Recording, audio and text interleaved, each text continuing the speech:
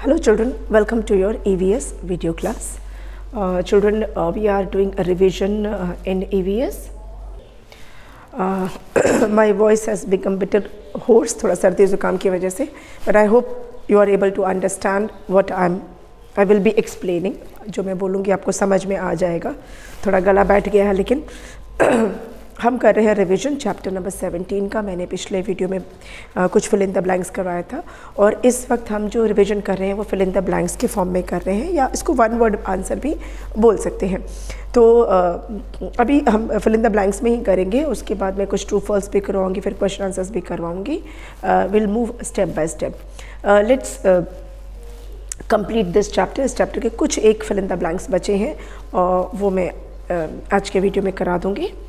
चलिए तो स्टार्ट करते हैं. हमारा फिल इन द ब्लैंक्स ही कंटिन्यू करेंगे. Let me take the pen of different colour. यहाँ पे लिखते हैं yes, fill in the blanks.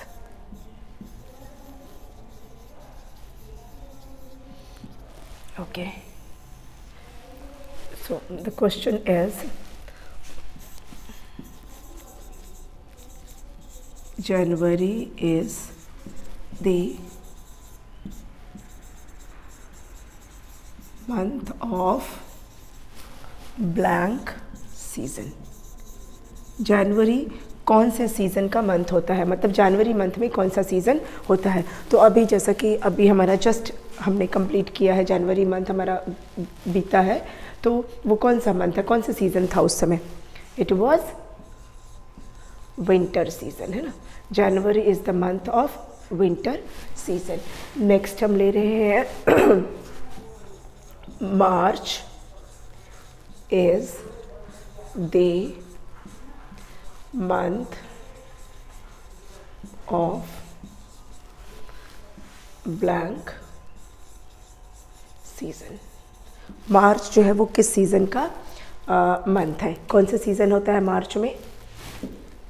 मार्च में होता है SPRING, स्प्रिंग सीज़न. मार्च जो होता है वो स्प्रिंग सीज़न का मंथ होता है. Next is number 3, dash is the month of autumn season. Autumn कौन सा मंथ होता है जो ऑटम सीज़न का होता है. ऑटम सीज़न का कौन सा मंथ होता है. ऑटम सीज़न का मंथ होता है अक्टूबर. October is the month of autumn season. Next number 4, dash is the month of rainy season.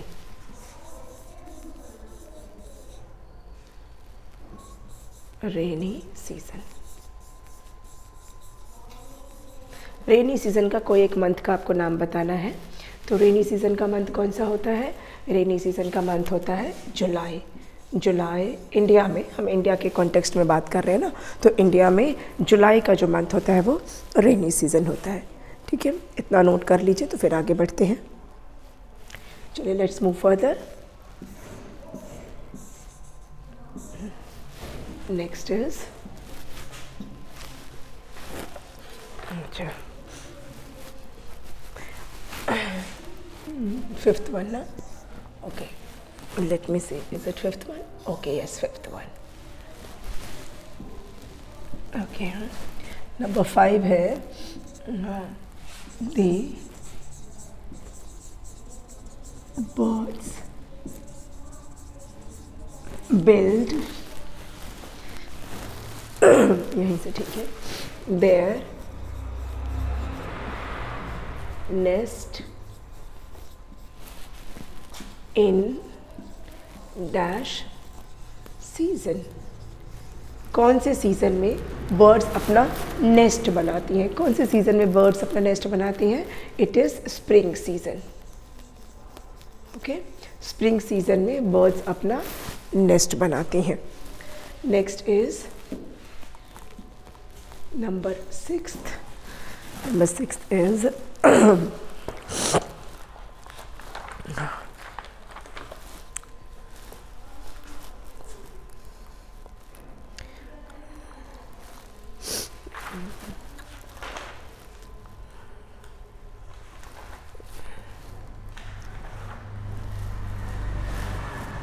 okay, next one is from here, the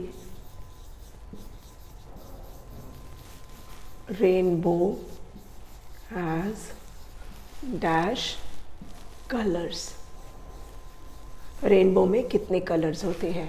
answer is rainbow has 7 colours. Rainbow में 7 colours होते हैं जिसे हम VIBGYOR बोलते हैं। और आपकी book में पेज नंबर 105 पे एक रेनबो भी दिया हुआ है, ठीक है। तो you have to colour that rainbow. आपके एग्ज़ाम में ड्राइंग भी आएगी, आपको कुछ ड्रॉ करने को भी आएगा, तो उसकी भी आपको प्रैक्टिस करनी होगी, ठीक है। चलिए, ये हो गया आपका चैप्टर नंबर 17 का जो बचा हुआ था, फिल इन द ब्लैंक्स वो। अब स्टार्ट करते हैं चैप्टर नंबर 18। चैप्टर नंबर 18 का रिवीजन शुरू करते हैं। Name of the chapter is save the earth. छोटा सा चैप्टर है, चैप्टर 18 सेव द अर्थ। इस चैप्टर को जब मैंने पढ़ाया था आपको बहुत सारी बातें मैंने बताई थी, एफॉरेस्टेशन, रिफॉरेस्टेशन, डिफॉरेस्टेशन, ये सब बताया था। लेकिन अभी हम इवैल्यूएशन के लिए कर रहे हैं ना, तो हम ज़्यादा टॉपिक से बाहर नहीं जाएंगे। आपके चैप्टर में जो कंटेंट दिया हुआ है हम उसी पर फोकस करने वाले हैं, एक्स्ट्रा कुछ नहीं हम फोकस करने वाले हैं, ठीक है। तो पहला तो हमारा, जैसा मैंने बताया कि हम फिल इन द ब्लैंक्स या वन वर्ड के फॉर्म में ही कर रहे हैं। और ये जो चैप्टर है इसमें कुछ बड़े बड़े वर्ड्स हैं, बड़ी बड़ी स्पेलिंग्स हैं, एफॉरेस्टेशन, डिफॉरेस्टेशन, होल हार्टेडली, इस तरह के वर्ड्स दिए हुए हैं। तो don't get scared with this words. ये मैं आपको ऑलरेडी समझा चुकी हूँ, ये सारे वर्ड्स मैं बता चुकी हूँ, ठीक है। इसमें हम बहुत ज़्यादा फिल इन द ब्लैंक्स नहीं करने वाले हैं, बहुत छोटे छोटे ही करेंगे। अच्छा, पहला वाला है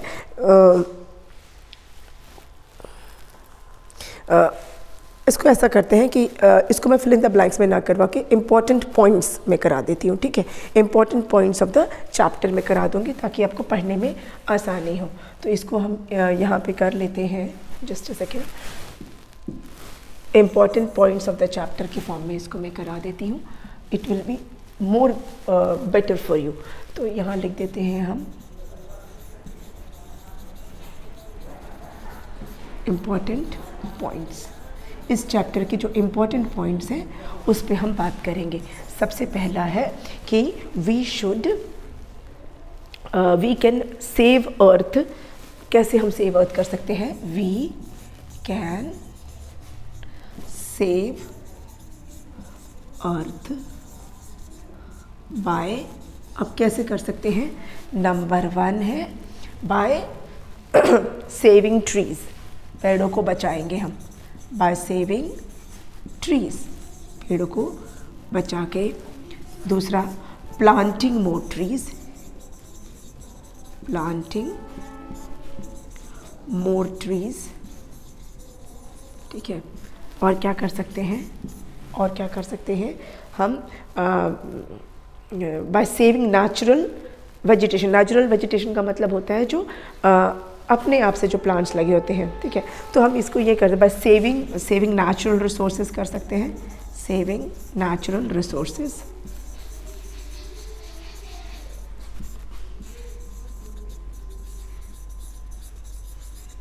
बाय सेविंग नेचुरल रिसोर्सेज, ठीक है। इसको थोड़ा ऊपर करते हैं, ओके।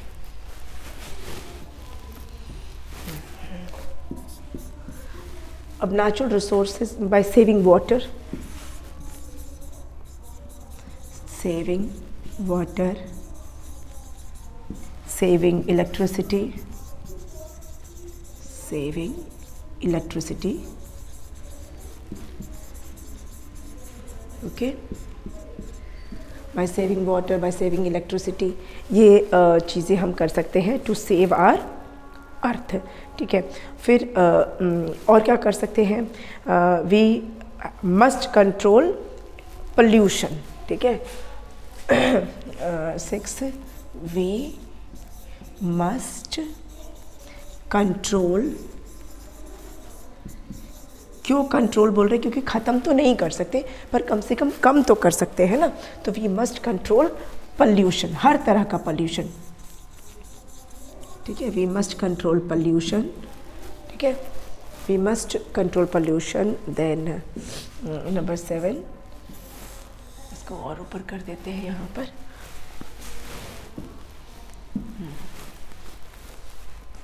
देन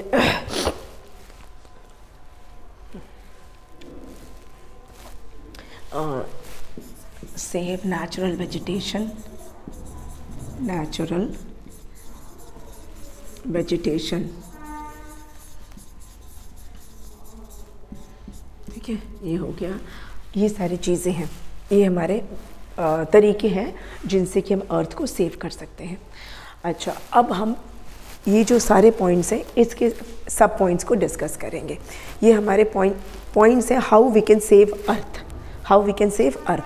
अब इसमें जो सबसे पहला वाला है सेविंग ट्री, पेड़ों को हम कैसे बचा सकते हैं, तो कैसे बचा सकते हैं कि we should not cut tree unnecessarily, हमको पेड़ों को अननेसेसरली नहीं काटना है, ठीक है, और नए पेड़ लगाने हैं, प्लांटिंग मोर ट्रीज तो है ही है। और जो एफॉरेस्टेशन का जो रीफॉरेस्टेशन का जो स्कीम है उसको क्या करना है, उसको सपोर्ट करना है, ठीक है। तो ये वाला जो पॉइंट है इसको मैं एलोबरेट करती हूँ अब ब्लू से। जो हमारा नंबर 1 है सेविंग ट्रीज, कैसे करेंगे,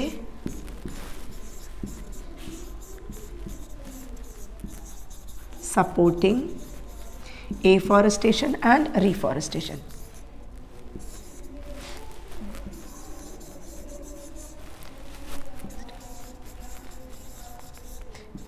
एफॉरेस्टेशन मैंने आपको बताया था ना, नए नए जंगल बनाने को बोलते हैं एफॉरेस्टेशन, एक एफ छूट गया, नए जंगल उगाना इज़ एफॉरेस्टेशन। एंड रीफॉरेस्टेशन आपको मैंने बताया था क्या होता है कि जहाँ पहले जंगल थे पर अब नहीं है तो वहाँ दोबारा से जंगल उगाना जहाँ पहले थे।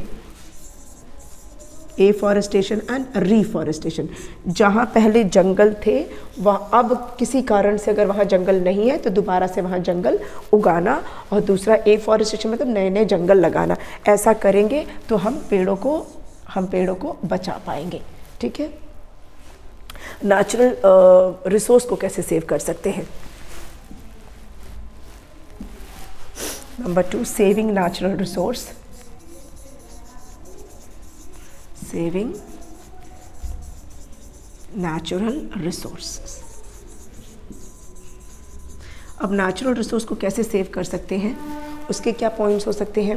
नेचुरल रिसोर्स को सेव करने के लिए सबसे पहले तो हमें क्या करना है कि हम जो है बहुत ही जुडिशियस यूज़ करें चीज़ों का, जितनी ज़रूरत हो उतना ही यूज़ करें, ठीक है।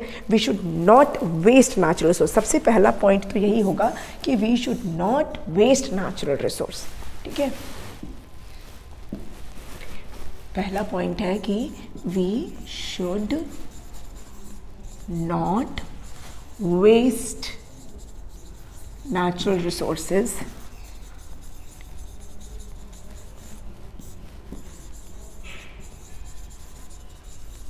such as, जैसे कि पानी, such as water, पेट्रोल, ठीक है, वाटर या पेट्रोल, इलेक्ट्रिसिटी,